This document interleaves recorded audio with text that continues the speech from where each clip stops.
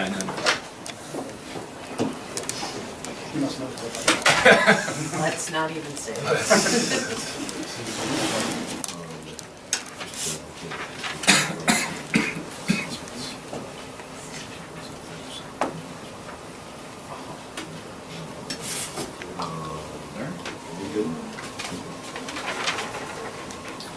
Good evening, this is a meeting of the Township Committee, December 3rd, 2018. The notice requirements provided for in the Open Public Meetings Act have been satisfied.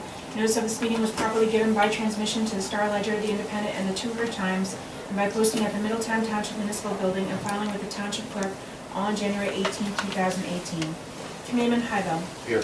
Committeeman Perry. Here. Committeewoman Snell. Here. Deputy Mayor Fiore. Here. Mayor Sedembrino. Here. Please rise for the Pledge of Allegiance. Allegiance to the flag of the United States of America and to the republic for which it stands, one nation, under God, indivisible, with liberty and justice for all. At this time, I'd like to ask for a moment of silence to honor the troops serving worldwide, defending our constitutions, freedoms, and way of life. Thank you. Our first item we have tonight is a presentation from our tax assessor, Alex Worth. Hello. It's quick. You stand? As you know, we completed our annual assessment process. I just want to say a couple quick things and give you just a quick impact of some of the changes. So, assessments are a distribution mechanism, and a way to impartially deliver the amount needed to be raised by taxation since 1947, right, our Constitution. And it's important to keep this in mind, that assessments are done first, and after the total valuation of the township is finalized, the budget is completed, and after that, the tax rate is established. I mention this because I do hear a lot, especially in an increasing market. You assess me for higher, you must be collecting more money, where is that money? That's a common theme when we talk about an assessment being raised. And I think it's just important to state again that assessments are a zero-sum game, and that is pure and simple. The net valuation of the town divided by the amount to be raised by taxation is the tax rate. So if one of those should change, the tax rate changes after. The total change from this year, from the preliminary net valuation from the final net valuation to the preliminary net valuation is an increase of 4.7%. It's important to remember this is not a reflection of the real estate market because that is an overall average of the total change of the net valuation, and that is not specific to what is happening in specific markets throughout the town. And they are significantly different throughout the municipality. I'm not a fan of averages because they only tell a part of the story. The assessment, to use an average of say 4.7%, that would have to indicate the assessment is 100% perfect at the start, 100% perfect at the finish, and then that 4% change is a good average. So that's why I'm not, the reality is they're not perfect, and I'm not perfect. And I know that is not a shock to most. Mistakes happen, and that is why I encourage all taxpayers to, before filing an appeal, to come see me or someone at my office. Discuss your property record card. Discuss the items on your property record card. And if so, especially if the inspection was not completed, if it was an estimate, let's do an inspection of the property as well. These are the things that we can do prior to filing an appeal. Come see me, we can look at your property record card, we can see if you need an inspection, we can look at sales in the area to see if in fact your assessment is correct. I'm available. I can be here till whenever. We have late nights if you want to post them, but I am here available to taxpayers who need time after 5 p.m. Or early in the morning. I want these numbers to be right. That is my job, and at the end of the day, we use sales. I don't want to. I asked the question of, well, what could you potentially sell your house for? I don't want you to sell your house. I want you to stay here in Middletown. But it's the name of the game. It's what we use as a metric to decide if the assessment is within range. So sales in the direct market area.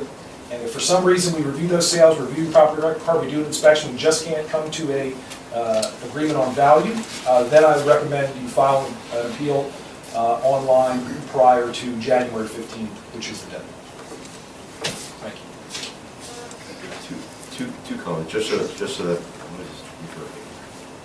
that we're clear, 20% of the housing stock in town is inspected, but the entire town is revalved on an annual basis. Yes, ma'am. Thank you so much. That's another big misconception.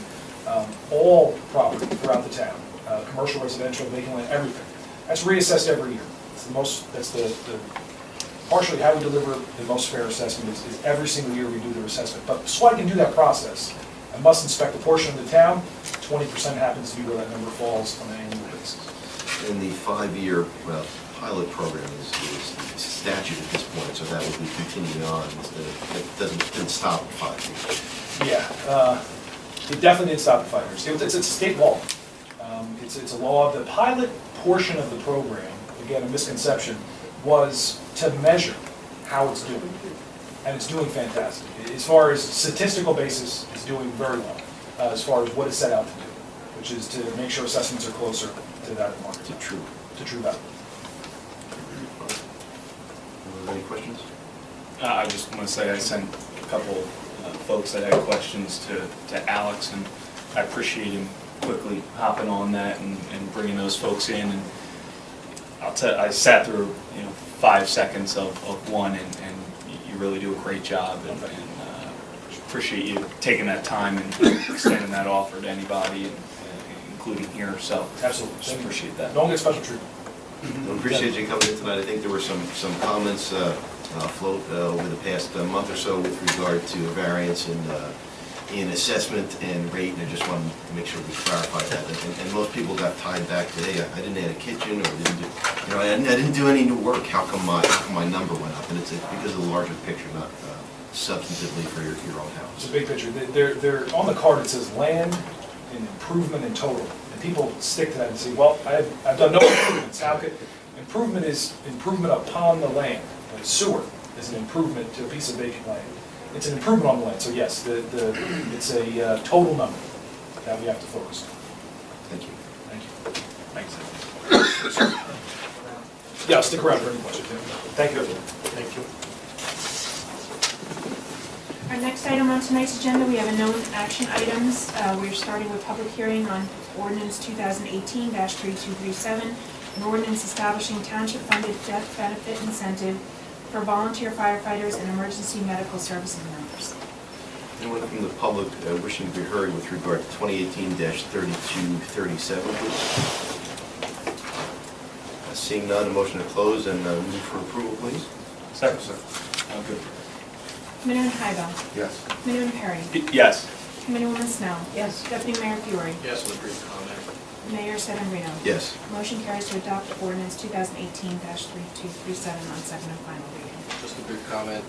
Just for the record, we had to establish this in an ordinance, but this is not something that is brand new for something this committee has done, and I've been on the committee now for 10 years. It's something that's a benefit that I think was established in 2004. It may have been even Mr. Heibel can correct me, back in the 1970s, from what I understand. But we were just codifying this and putting it in the ordinance so that there are clear and established guidelines. So I just want to make it clear that this was a procedural thing, and we appreciate everything the fire department. Thank you. Just to further the Deputy Mayor's point, this is a scenario which, in accordance with the rules and regs that we've set up in the ordinance, will provide that benefit without question, regardless of unless the governing body were to change it in the future. So, thank you. Our next ordinance for public hearing, 2018-3241, an ordinance adopting policy regarding property tax exemptions for 100% disabled veterans. Anyone wishing to be heard on 2018-3241, please? Seeing no members of the public, motion to close and approve. Second. Committeeman Heibel. Yes. Committeeman Perry. Yes. Committeewoman Snell. Yes. Deputy Mayor Fiore. Yes. Mayor Sedambrino. Yes. Motion carries to adopt ordinance 2018-3241 on second and final hearing. this time, I'd like to ask the Township Committee to adopt a consent agenda, which would include resolutions 18-253 through 18-262. A motion to approve the consent agenda, please.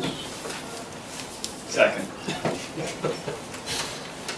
Committeeman Hybel. Yes. Committeeman Perry. Yes. Committeewoman Snow. Yes. Deputy Mayor Fiore. Yes. Mayor Sedambrino. Yes. Motion carries to adopt the consent agenda. For discussion tonight, we have our first item, best practices checklist. So annually, we have to do this best practices checklist inventory that's put out by the state. It's a number of questions that we have to answer.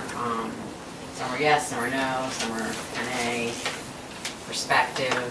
They range from things from your financial documents to policies, to planning policies, to master plan, to flood. It ranges in everything, whether we buy electric vehicles, all kinds of questions. So this actually came out a little later this year than it normally does, and it was due back in November. We completed the checklist. We submitted it to the state. It was sent, Heidi has a copy of it that went out for everybody to view for tonight. Once we did all of our questions, we ended up with 44 yes, 4 no, 5 NA, and 8 perspective, which gave us a 93% score, and therefore they will not withhold any of our energy receipts tax that they label state aid. So if there's any questions, please let me know. Thank you, Colin. You're welcome. Next item for discussion, the 2019 action plan for the Township CDBG program. Well, that actually doesn't require any action right now because we have not been given our 2019 allocation yet from the HUD, which we thought we might have by now, but we don't. So we won't be actually taking action on that until we've received our funding announcement. Thank you. Our next item, the 2019 certified local government grant. And this, we're going to be making an application for the Horsey Park. Well, Horsey Park, interestingly, is on the state register of historic places, but it's not on the national register. At least I didn't know that until fairly recently, so we are going to make an application to have it nominated to the national register. So retain a consultant to do that.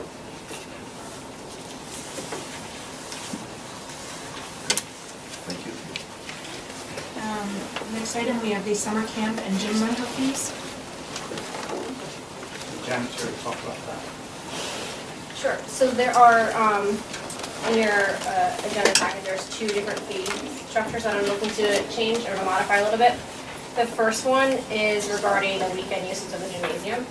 As you guys know, we have only one gym in town, and right now our fee schedule for that is $20 for every 2-hour time slot. Our gym is used constantly.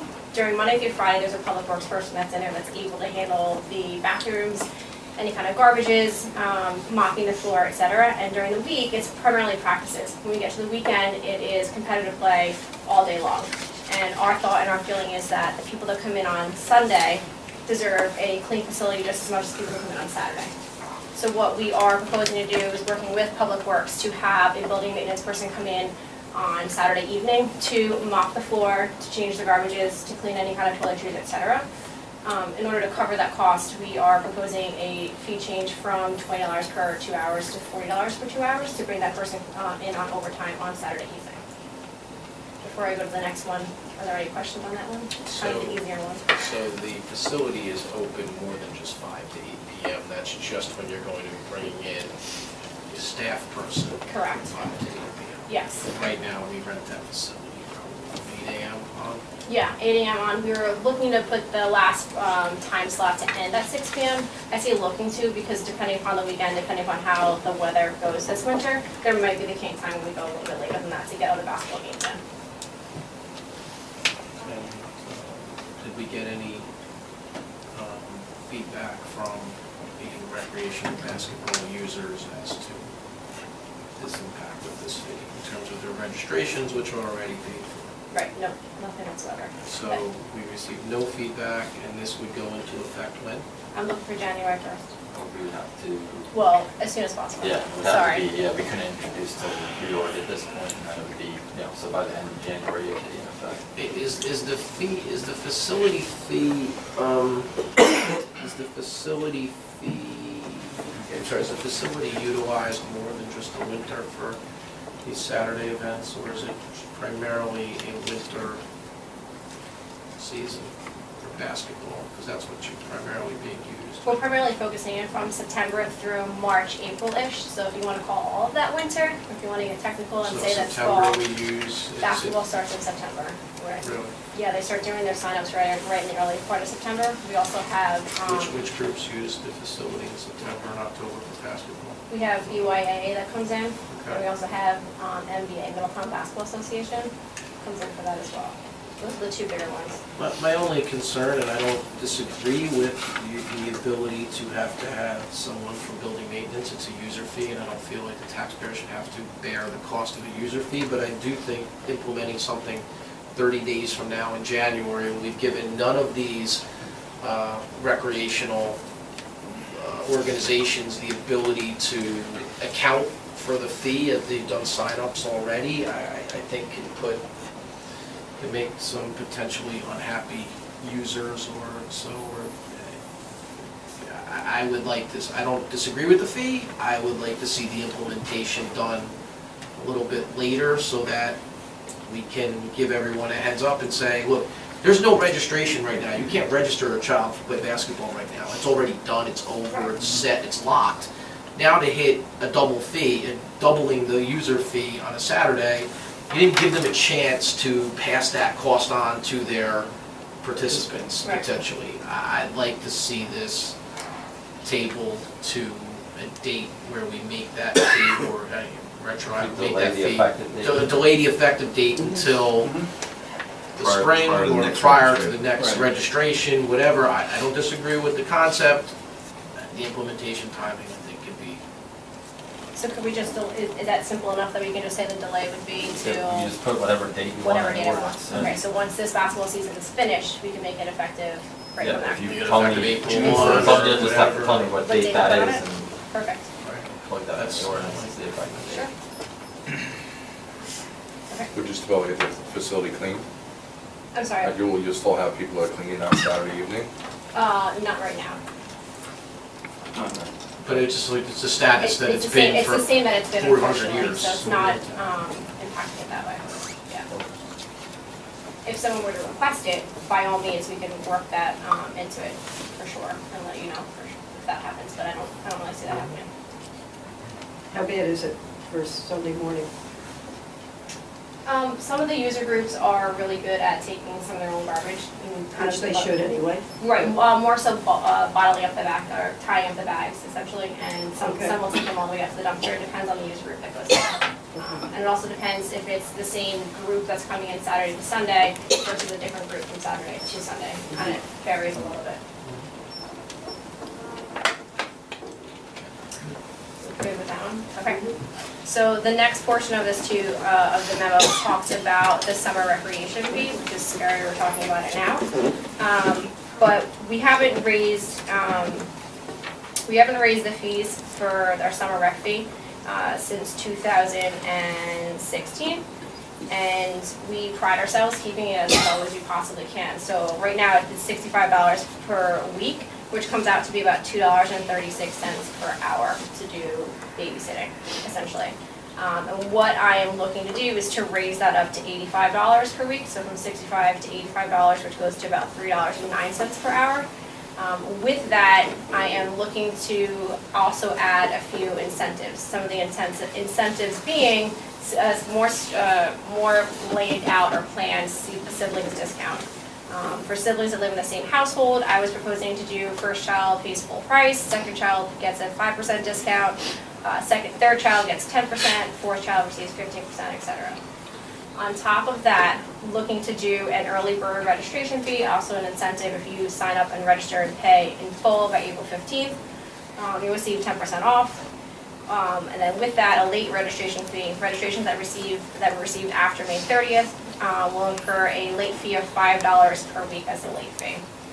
Part of this comes from the uncertainty as to whether or not minimum wage is going to be increased, if there's going to be a carve-out for our summer employees, so we're looking to try to absorb some of that cost as best we can right now.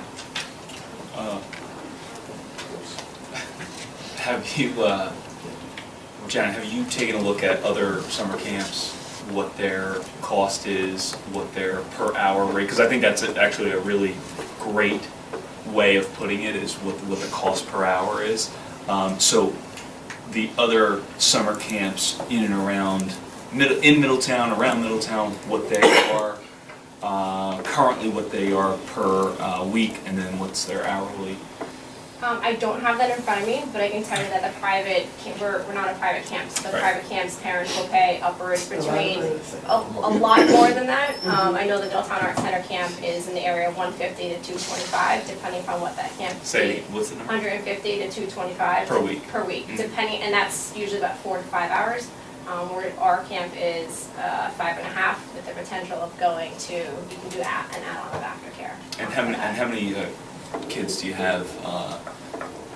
What was your total attendance last We year? cap out each week at 300 per week. 300. At Croydon Hall. And do you? Wow, that's a lot. Okay. And how That many? might And how many change of those are? Do you know, or can you estimate are from one family? How many of them would fall into your sibling?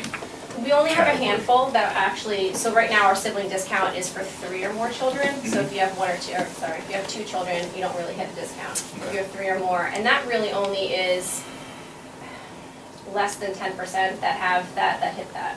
So even though, but for all those people that have 2 children, now they're gonna receive a discount. There's generally not a discount in any private camp for Right. family discount. Right. I promise you that as a father of young girls. They might charge you more. So I guess, Janet, just remind me, because I don't see the analysis here, but I probably just want to remember, last year with the camp, where were the economics in terms of, did the municipality break even in the cost? Did we lose, were we in the red, or did we break even, or were we slightly in the black, or where were we? We were at like about $5,700 in the black, so we did well. We weren't in the red. We weren't in the red, so that's a positive. Would this cover the 15%, $15 an hour wage increase? Would this number cover it? I don't. No, but I'm also anticipating the carve out well, I'd like to, hoping. I mean, some of our summer camp counselors are 14 and Yeah, 15-year-olds. no, seasonal. Middle school, high school yeah. kids, you know, Right. so hopefully they're not gonna be getting $15 an hour for summer camp work like And that. some of the superiors may Yeah. have to. Yeah. Right. Well, a lot of our superiors right now are teachers, and they do make more than $15 an hour as it is. But if we have to bring everybody up to that, we'll. Have another discussion. Have to reconsider the entire operation. Yeah. And that's not just gonna be limited to you. Yeah. It's fine. A lot of Craig is interested in being involved as a counselor, so.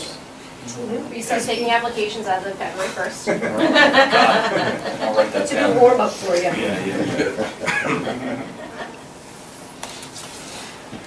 Any other questions for Janet? Thanks, Janet. Thank you. All right, thank you very much. So our next item was actually covered in number 16. That's really just the resolution to apply for that, which we'll probably do the next meeting. So we have acquisition of an ambulance for Lynn Club First Aid through the National Co-op, HGAC, and an alteration to the animal shelter. Do you want to discuss that just briefly to animal shelter? Right, well, this, I'm not so involved with this really, but the improvements to the animal shelter are, to put some, I don't know if anybody's aware of the extent of the improvements there to modify the building for Monmouth, to get an animal shelter. The status of the bids now. All right, so we anticipate on December 17th of awarding a contract to a successful bidder for the interior renovations to the, what's now the health department building, which was partially, had recreation in it at one time. Recreation is now not in that building anymore because they moved to Parsley Park. So that portion of the building we're going to use as a partial animal shelter to help supplement our animal control program. Now we have township committee comments. Thank you. Committeeman Rydell? I'm going to pass on that. Thank you. Committeeman Snow? I don't have any comments tonight. Thank you. Committeeman Perry? No comments from me, Mayor. Thank you. Deputy Mayor Fury? Straight here, I'll just see my comments from the 17th. Thank you, and I will do the same as well. Thank you. Public comments? We'll move on to public comments now. The only thing that I would ask is that when you're called upon, please provide your name and address. Please try to keep your comments to 5 minutes or less so that we can hear as many people as necessary this evening. So with that being said, anyone from the public wishing to be heard this evening? Ma'am? Hi, Mary Ellen O'Malley. I live at 4 Indian Terrace, which is at the end of Hartshorn Road, runs into Grand Tour, behind the park. Our road has not been paved for 50 years, that's 50. And we've been hearing for the last several years that we were on the paving schedule, somehow slipped off, nothing happened. A few residents met with Mr. Maloney and Mr. Mercatante last week, I believe, and I understand it was a positive meeting, but I'm also hearing different things from the county. This was supposed to be a shared services kind of arrangement, and the county's telling me that we're not on any list, that Middletown needs to approve an estimate before it gets put on the list. So I guess I'm looking for an update now as to where exactly the project is. What's the budget amount? Are you going to go the shared services route? Because I'm hearing that other projects like TANVAT are being done differently. And so how do you decide what gets done when? The county told me that we were scheduled right after Red Hill Road, but that didn't happen. I don't know why Red Hill was a priority. I've driven on that road many times, so I don't know how you make decisions as to what is a priority. To me, it's been 50 years, so to me, that's the definition of a priority. Thank you. Ted, can you bring us up to date on that, please? Sure, yes. As you know, each year we have, or almost every year, we have various roads paved throughout the township. Sometimes we have a private contractor awarded the work through the bid process, and other times we used a shared service through Monmouth County DPW and their paving crews. Using that, the county's shared services allows us to essentially get more miles of roadway in for the dollar. And they do excellent work, and we've been using them for the past few years. As a matter of fact, we were one of the first towns the county worked for with their paving crews back a few years ago when we did Van Hollow Road. So every year we meet with I personally meet with the paving supervisor, and we give him a list of roads to get us estimates. Last year, 2017, among many other roads, we also had Indian Terrace and Grand Tour on that list. They gave us an estimate, I believe it was in June of last year. And really all that is an estimate and the option of when the time comes and when they have time, they're scheduled paving that road. We also, and most importantly, we have to have funding in place to do that in our capital program. Last year, we, at that time, once we had that road on our list, again, among many other roads that we had estimates for, we had our consulting engineers, T&M Associates, perform a survey of Grand Tour and Indian Terrace, because there are special conditions in that road. It's flat in some areas, it's really steep in some areas, and there's no curving and all these other issues that are specific to that road. We felt it was prudent to do a survey so we could see how the paving would be designed. That survey was done, finished about a year ago. So as we went into 2018 and we started talking about our capital program, we added Grand Tour to the capital program. And with the idea of the county coming in and doing, as a shared service, paving that road. Also on that list, like Mrs. O'Malley said, was Red Hill Road. 2 sections of Red Hill Road were in very bad shape. And Main Street in Belford was another road that we had on that list. Those roads, and how we usually determine the priority of the roads, it varies every year, but depends on the amount of traffic on the road. whether it's near schools, whether it connects, whether kids ride on it with bikes, whether school buses travel on it, whether it's a main thoroughfare, and obviously the condition of the road itself, and if there's any drainage necessary or things like that. Red Hill Road obviously gets an enormous amount of traffic every day, people coming into town, leaving town. Those two sections of Red Hill Road were done this year, one was done earlier in the year. And we did have on our list, Red Hill Road, and then Grand Tour was gonna be the next road. The county paved Red Hill Road, I think it was in September, not exactly sure, I think it was the middle of September. And once that was finished, the county also paves for other towns. They were looking to try to get to a couple other roads in town, one of them being Grand Tour, and unfortunately the weather turned and they shut down their operation for the season. So we met with some members of that community last week and determined that the money is fully in place from this year's capital, the 2018 capital. So we've put that on the top of the list for the spring paving operations for the county. I can't say exactly when that'll be because it's the weather, it's dependent on the weather. We'd like to say it's gonna be March.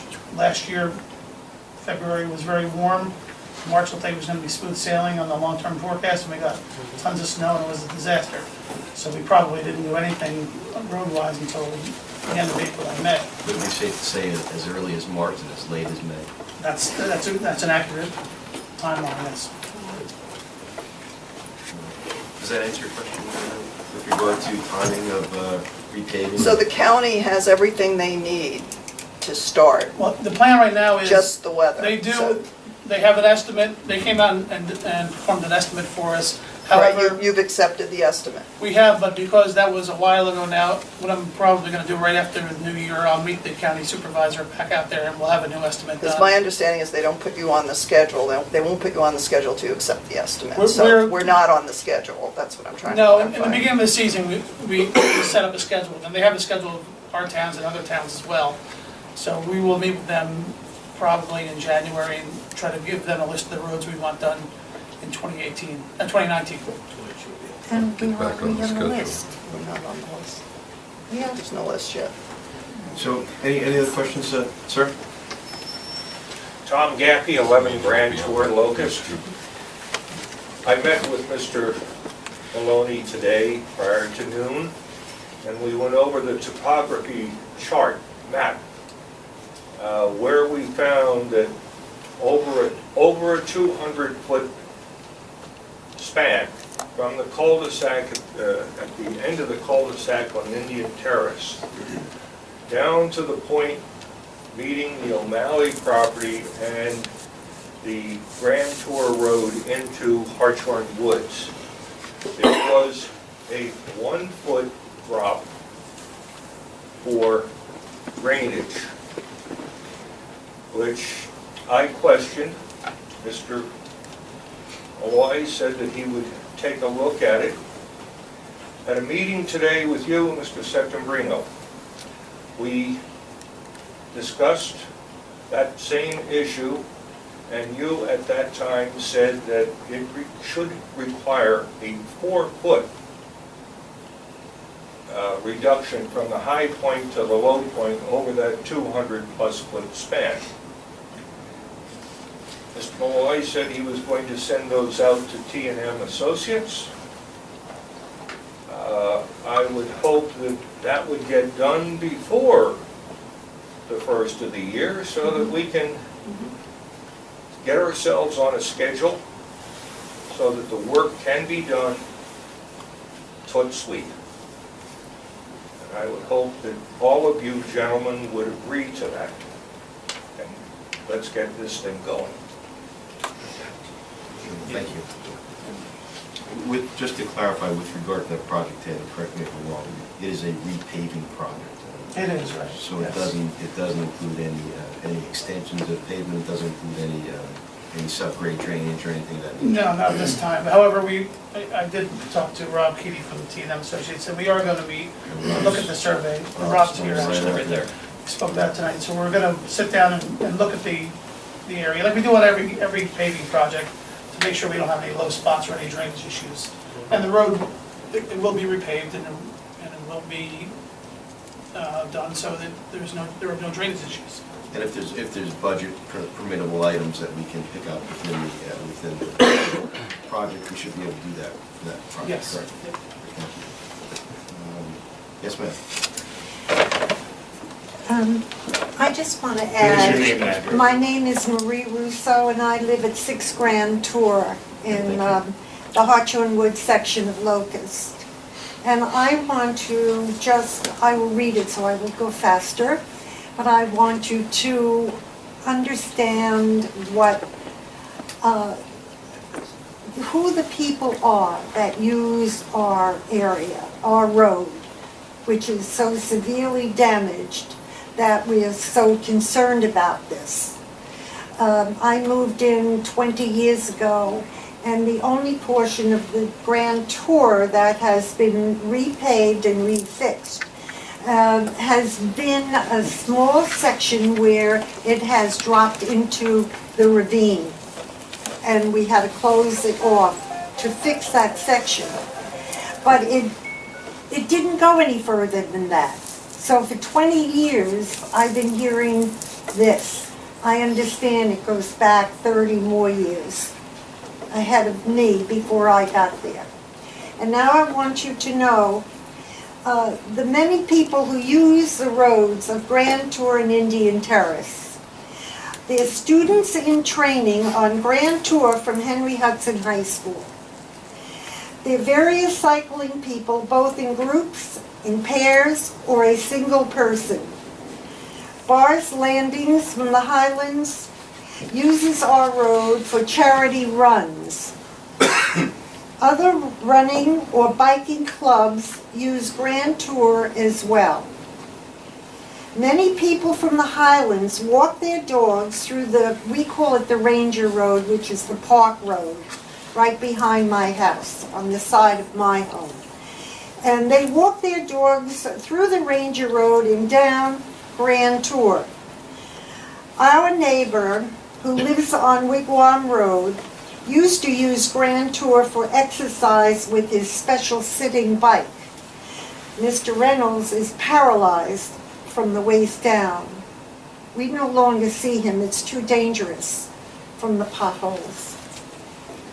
Hartshorn Woods vehicles of all sizes use Grand Tour and the Ranger Road virtually daily. Many homeowners who live throughout the Hartshorn Woods must use Grand Tour and the Ranger Road when Hartshorn Woods is not accessible. And it happens very often when we have a storm and the trees fall down and we can't get in or out. Many people in and about the area, but who do not live in the Hartshorn Woods, enjoy running, hiking, and just walking through Grand Tour, Indian Terrace, and the Ranger Road, which leads to the 1940 Army Overlook at the entrance to New York Harbor, a historic site in the Hartshorn Woods Park. So you can see from that how many people do use that road. We talked about, which road has more traffic. We have foot traffic. It's a different kind of traffic. Different kind of traffic, but it is traffic. All right, and I'd like to address the safety issue of the condition of Indian Terrace and Grand Tour. And what I want to tell you is that there is a pond of water on the east side and at the top of Indian Terrace. The water stays stagnant for months at a time, especially in the summer, when it attracts not only mosquitoes and flies as well as ticks left around by the deer who are attracted by the lane water. When it rains, the rainwater overflows this pond of water. Because of the lack of proper drainage, that water, which is now dirty, continues to flow down Indian Terrace, meeting the Ranger Road, a second place without another adequate drain. This also washes natural groundwater down on the east side of the Grand Tour Road. When this happens, this dirty rainwater of intense volume erodes my property, which houses a large retaining wall with a small area of earth at its foundation. The rainwater then travels past my driveway, expands to the middle and west side of the road, around a downward curve, and creates dangerous potholes. The excess running water freezes during the winter months and creates an area which becomes extremely slippery and dangerous. This leads me to be extremely concerned that someone of all those people I have told you about who's using our roads, that someone will trip, will fall, and break some part of their body. If not that, will fall down, hit his head, and not survive. We appreciate your comments. I think from the summary that Mr. Maloney made with regard to the timing of the repaving and the fact that we are going to, Ted's already gotten a project to Mr. Key, who's right here from T&M. We'll look at that road to see if there's any other modifications that need to be made to make that happen next year, between March and May. So we're definitely addressing it. I appreciate your comments, and we're with you. We understand. Mayor, if I also may, the other thing, and yes, to the mayor's point, there are a lot of roads, and I appreciate you coming out and you, sir, bringing it to our attention. And to get on the top of the list now, I think is the step that we need to get to it. I apologize that it took 50 years, and or however many years it took, but the challenge for this committee and every committee for the last 50 years is that Middletown has about 375 miles of road. And if we stretch it all out into one big line, that's the distance from about here to Richmond, Virginia.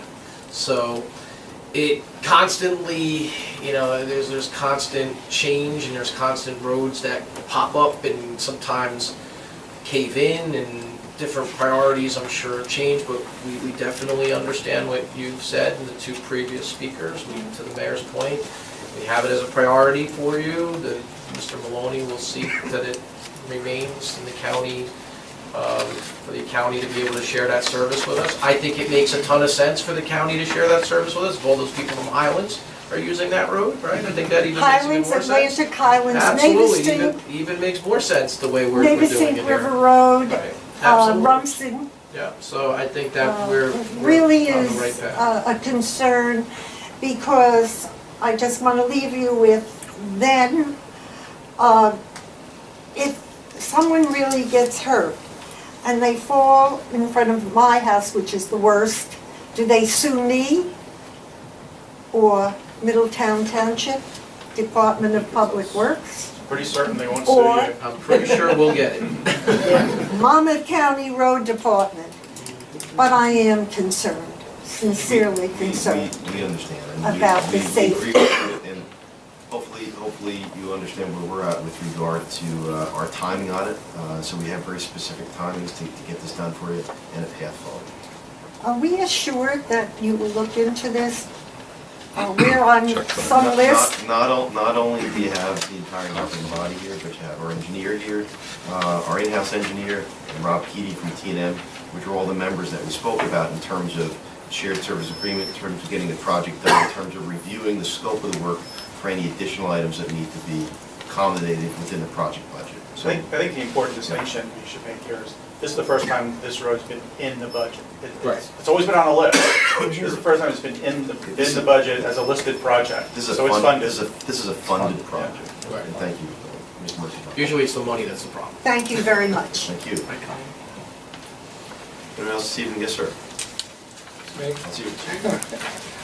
I'm Barry Teal, 61 Quince Court in Red Bank, actually Middletown.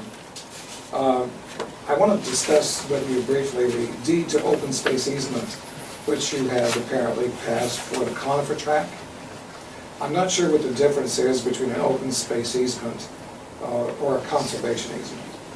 But when we were last discussing this with you, we had asked for a conservation easement on Stevenson Track. I'm sure you'll remember that we talked about it. At that time, you said you didn't want to tie the hands of future township committees. And I understand that's a concern.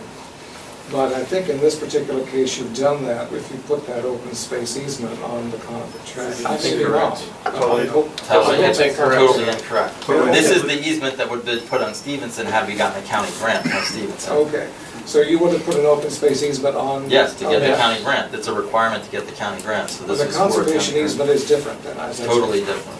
Okay. Well, we're asking you essentially to go back and revisit that idea of the conservation easement on Stevenson Park. The decision that you made to drop the grant application, we feel, was a very good decision. On whatever basis you made it, it was still a good decision. I want to mention too, in the papers recently, it talked about your dismay regarding our particular position on perhaps not being happy with what you said in terms of your commitment to us not to build on Stevenson Park. That really is not an issue for us. We did not intend for you to be dismayed that we don't accept that as a permanent solution. Permanency is what we're looking for, not that we don't trust you. In 10 years, you may not be here. I know I won't be in 10 years of my age. So we're looking for permanency here, and we're looking for something that would enshrine essentially the decision you made on a permanent basis. If it was good enough to make it then and now, it's probably something that should be preserved in the future. So that's all I wanted to tell you. And I will be looking more at what the issues of a conservation easement are, but we still would like to see that on it. We appreciate your comments, thank you very much. As just one member of the governing body, my comments will remain the same from the last meeting with regard to my singular position with the conservation easement. If any of the members of the governing body have any other comments on that are differing from last meeting, certainly they put them forth, but I don't see any change with regard to our position and the governing body's withdrawal of the application and our ability not to do anything there at Stevenson Park. That's all I have for you this evening. Thank you for your comments. Anyone else wishing to be heard? Yes, sir. Hi, my name's Don Watson, living at 1 Collinson Drive. I want to get back to Conifer track here. I was wondering what portion of the parcel are we acquiring? I'm going to explain it. So the Conifer tract, we're not acquiring anything. We've already acquired it a long, long time ago. And the reason it's a very different scenario than Stevenson is that Conifer has 2 baseball fields on it, a gigantic detention basin, and a 180-unit senior citizen Right. housing complex. I thought right there next was to the baseball additional field. property. No. With lights. What happened is that part of the funding for the baseball fields came from county open space grant, and there was just a deed of open space that they wanted recorded relative to that. So this is all stuff that was done a long, long time ago. It's a cleanup of something that was a condition of the grant that we got from the county. So just to retrace, there's 185 senior units next to 2 baseball fields with lights. Yes. Okay. Yeah, and that's exactly the point is that and as Mr. Teal mentioned, is we don't know what the scenario is going to be 10 years from now or 20 years from now. That's exactly why you don't permanently restrict a piece of property. If that was the philosophy, then every undeveloped park would have a conservation easement placed on it so that nothing would ever happen again in the future, and that is absurd. So since Tony brought it up, how many people actually play on those fields? Anyone who permits it. There's a Sandy Hook Little League plays there, MYA plays there, so I don't know how many, but it's pretty regularly There was used. also litigation that required those baseball fields with Atlantic Highlands. if I'm not Yeah, mistaken. and also Right, they wanted a soccer field too. right, and the DEP Instead of baseball fields. No, they wanted 2 baseball fields and a soccer field. The DEP eliminated the soccer field. Yeah, with the And- storage, drainage And place. we ended up restoring a soccer field in Atlantic Highlands Right. instead of building that one. And also Henry Hudson used that baseball field as well. Okay, I was just curious because, I know some people that live in those apartment buildings and they say nobody ever uses those fields. Now they're used. Maybe they're being used when they're out at work or something. My son plays in Sandy Hook Little League, that's the only field he plays on. Yeah? How many people are in Sandy Hook Little League? I think there's 800 and something. 800 kids? Yeah, 800 kids. It's a branch of the MYA. Okay. Mr. Monson, our recreation director is here as well. He is? Comment on that? She is? Shooting. Thank you. Sorry. Thanks, Janet. Just to be clear, for those fields, because of the tight parking issue, we do stagger the time. So it's not, you're not gonna see people back to back to back to back in that field. Right. We stagger them, so there's about an hour to 2 hours in between each one. So you might see someone there for a little bit, play a game, and then a break, and then come back. Cool. But we do use it regularly.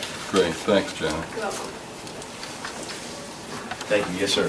Hi, Steve O'Malley, 4 Indian Terrace. Could you tell me what the price difference is between a private contractor and the shared services? Doing the job that you're talking They're about. not gonna yell I at don't have a firm number on that. Roughly, we get about 3 times as much of a road, paid, 3 times more road paid by the county than contractor. Would it get done quicker with a private contractor? Not You'll get necessarily. 1/3 of the road, though. I'm sorry? You'll get 1/3 of the road potentially for the same price, that's the problem. Well, I'm not talking about paving the whole town of Middletown. I'm just No. wondering What about we're trying to say Indian is it Terrace would and cost Queensborough. you would get, for the price of doing a shared service, you'd get privately about 1/3 of what we'd be able to accomplish in our budget that we budgeted for it. The shared service price per Foot. per square yard is about 1/3 of what it would in a public bid scenario on a per project basis. We wouldn't have the money in the budget to do the whole road from what we've already budgeted if we did it that privately. No, I understand that, it's just how you make the decision to go private contractor for some roads, like Tanvat, I think, is private contractor. And We use both. We use the county and we use a private contractor. A lot of times the county is quicker actually because we could have them come out and do it, you know, especially if an emergency arises. It depends really. It's the timing isn't as different as the price really. Well, and there's a reason we have to use both, a couple reasons. But the biggest one is that if we couldn't give the county every project, because they wouldn't be able to deal with the volume. So we have to divide it up between private contractors and county work. Anyone else wish to be heard? Yes, ma'am. See Dora. While you're talking on the roads, I have a question. Name and address, please, Since ma'am. I live on Middletown. Name and address? Huh? Name and address? My name is Dora Crisafulli. I'm 107 Melrose Place in Middletown. I live by Middletown North, and Tyndall Road is in bad shape. And right now, what they're doing is, they're coming north. As it is, we can't get out of our developments. They're coming north and they're using Tyndall rather than go on 35 because the traffic is crazy at 5, 6 o'clock at night. It takes me about 20 minutes to get out of Tyndall, Melrose and Tyndall at 6 o'clock. And the bumps in the roads were bad, but I understand that they were going to pave Tyndall. Is that true? That's correct. Okay.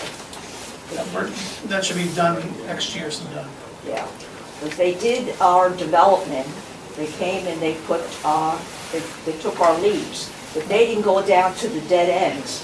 I live on a dead end, and they didn't do mine, they didn't do 2 other dead ends. They'll be back, they're still in your zone. Okay. I know exactly where you live, they'll be back to It's that. dangerous, it's an undersized street, it's an old Yep. development, Yep. and if they put leaves on both sides of the street, as it is, going out, it's dangerous. Yep. I'll follow up on that, but they'll be back there soon. Okay. Thank you. Anyone else wish to be heard this evening? Leo. That was slow there. Good evening, Leo Crisafulli, Shady Oaks, Middletown. I wrote, before the last meeting, November 19th, I wrote out some of my thoughts. It goes on the second page, and I try to hit all these ideas, summarizing this in my head to get in within 5 minutes. Obviously, I didn't do it. I maybe got 3 things. So, at any rate, November 19th, 2018, I wrote this before I spoke. And so I like to read on one topic, because apparently I thought there was confusion. When I left the podium, I did not have the freedom to respond to anything that was said that cited and paraphrased or indirectly quoted or directly quoted anything I said on this topic as follows. I'm reading what I wrote before November 19th meeting. The traveling soccer teams in Middletown Township pay fees of about $20 to get permits from the Director of Recreation, she's outside the office conference room now, to use your soccer fields on township properties and perhaps Board of Ed athletic fields. I'm deliberately not using the words parents, but that's what I mean. The adults, not the minors, not the children, pay registration fees, not permit fees, registration fees. I heard these words talked about twice, so I'd like to get a clarification before I leave this meeting tonight, exactly what registration fees are for traveling teams, which with the canards, the rumor control that goes around the township, cites the word professionals as follows. The adults, not the minors, children, pay a registration fee to the adults who organ. I got a picture of right here of and the names and telephone numbers on one of them, the United Group or whatever it is, of Monmouth County, not just Middletown. These adults organize and manage the traveling teams, which some people have quoted. I've gotten into this kind of business about a month ago, no more, maybe a month and a half. The phrase was professional traveling teams. The registration fees are what some people say make the adults. Children cannot be paying for money. It would be in violation of children's laws, and they would lose their professional status. The registration fees are what some people say make the adults professionals operating and I'm quoting, she's outside the office, for profit, end quote, enterprises. Now I don't know how it could be for profit. I didn't originate the phrase, okay? It was the Director of Recreation, not Parks and Recreations, on a telephone conversation. And I've heard from enough people, as I say, about a month and a half ago, that these teams were referred to as professionals. So I would ask that if this does come up, if there's professional activity going on, I don't want any soccer field put on the Stevenson track in which a traveling team of professional adults working for profit by charging registration fees and not permit fees. I don't want to see any kind of field put on there that any traveling team can use. Secondly, if I have some time, We already said we're not going to put any fields on Stevenson. What's that? We're not putting any fields on Stevenson Park, so you can rest assured that won't happen. Well, so why would this gentleman? We're not going to put a conservation easement for either of it, though. Well, Take us by our as word, long Leo. as you gentlemen, the lady, will be on this governing body, as long as you're governing and you have a majority, you will majoritarian cast votes saying no athletic fields on Stevenson's That's what we said. 106 acre of land. That's what we Okay. said. That's what we said, Yes? Leo. Yes? Leo. We've already said that, yes. Yes? Yes. Yes? I love the fire department. I really wanted to talk. I'll be here Thursday night and want to talk about the volunteer fire department. I admire you people. You save us hundreds and hundreds of thousands of dollars, if not millions, and I appreciate that. And I think you have to get a program for LoSAC to get the people in the grade schools and the high schools and even community college thinking about the benefits for volunteering. Leo, we just actually met with Modern Day. Modern Day requires their students to have 100 community service hours per year, and our EMS is going to Modern Day is going to certify those students, and they're going to be able to work with our EMS folks that'll obviously be a benefit to the town. But I'm thinking about 17 neighborhood schools that are public schools. I hear you. You know, I think there should be a program, and this volunteer fire department should be celebrated. No question. Leo, we just received a grant too, you probably got a mail piece in your mail, trying to recruit members. Yeah, well, that's what exactly brought this out. Okay, so we received a grant and we're really trying to seek new members because everyone is busy. LoSAP. Yep, we have a LoSAP. We have a Well, LoSAP. you have to get it out in the high schools, and it has to be a lecture, and it has, I don't think a big auditorium should be, it should You be. do have to be 18 years old to qualify for LoSAP, though. Yeah, It's a but state law. they do it in the senior year. I agree. The young people need money. I agree. Brookdale will give them $5,000, I think I heard, over for scholarships and tuition.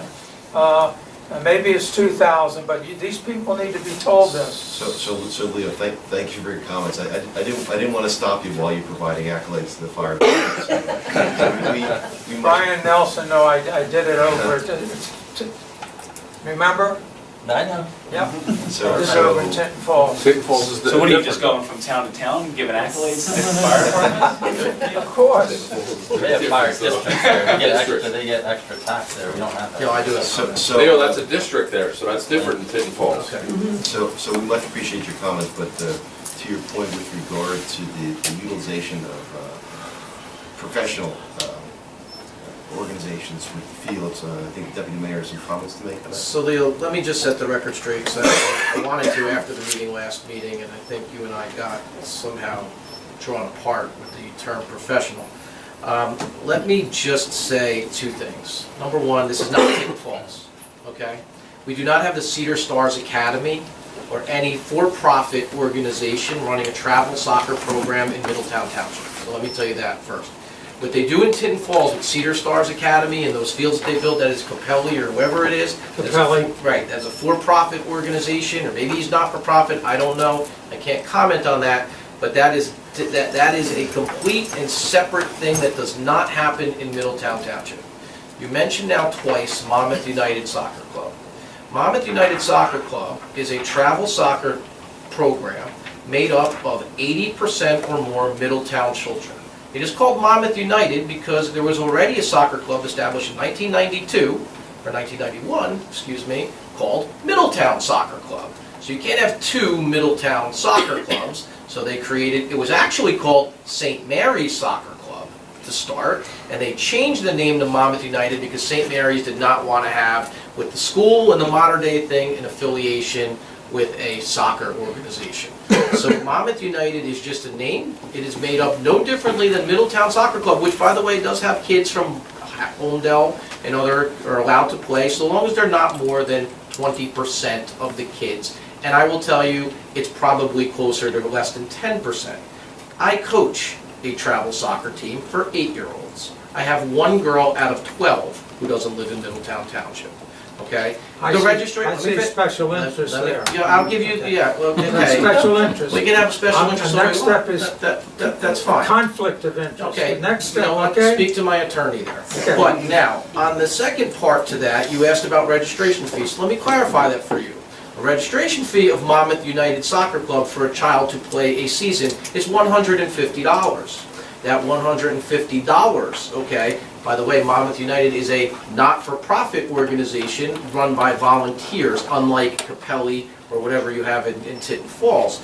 That $150 includes a uniform, insurance cost, and all of the costs in terms of referees for all of the games, which, by the way, 3 referees each make $25 a piece per game, so it's $75 per game, and also the permit fees. The permit, so I don't know where the profit is for these professional people running Monmouth United Soccer Club because they're all volunteers, and I can tell you that with the highest degree of certainty. And there's where your breakdown is of the registration fees, okay? So there's no money to be profited from in the registration fees. Middletown Soccer Club, very similar fees in terms of what they charge for registration. I would probably say the same thing for baseball teams, MYAA, BYAA, Lincroft Little League, all the same. So we are different than what you may have seen in terms of Tinton Falls and Cedar Stars and academies. We have 3 levels of permit fees in our ordinance. Class 1 is for users of the schools. So we don't charge the schools to utilize our public facilities because you're just taking from one pocket and putting it into another, right? They're all taxpayer-supported facilities, the schools and the township. So we don't charge for schools to use. Class 2 organizations are exactly what your question is. Travel soccer teams, which represent, Janet, correct me if I'm wrong, more than 80% you have to have, and they have to submit rosters to the municipality to prove that they're 80% of the children that play in that organization, including all of our recreational teams. They're Class 2 users. They pay the $20 per hour or whatever the fee is, depending on if it's turf or grass. And then there's the Class 3 organizations.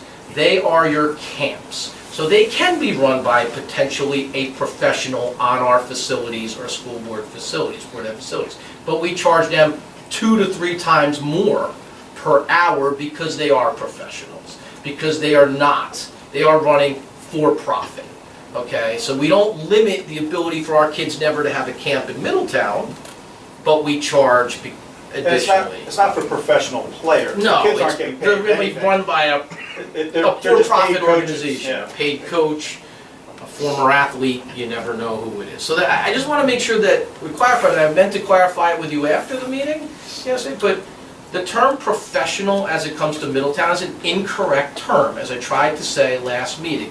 There are no professional adults running travel youth organizations in Middletown, Not in the unlike third Tinton group you Falls. described? What's that? You just said in the third group. The third group can be a camp. They're just like a 2-week camp. It could be a 2-week camp that we charge additionally because they bring in a guest trainer, instructor. I mean, that's not the group doing the work for that. That is just and we charge additionally. So that is not part of the organization. Thank you very much for the extension of the time and for the, not only the attempt, the achievement of making a great clarification for me. I appreciate it very much. I'll return to this matter perhaps Thursday night. Sure. Is there anyone else wishing to be heard this evening? Seeing none, a motion to close to the public and adjourn the meeting, please. Second. Committeeman Tybell. Yes. Committeeman Perry. Yes. Committeewoman Snow. Yes. Deputy Mayor Fiore. Yes. Mayor Sardino. Yes. Motion carries to adjourn.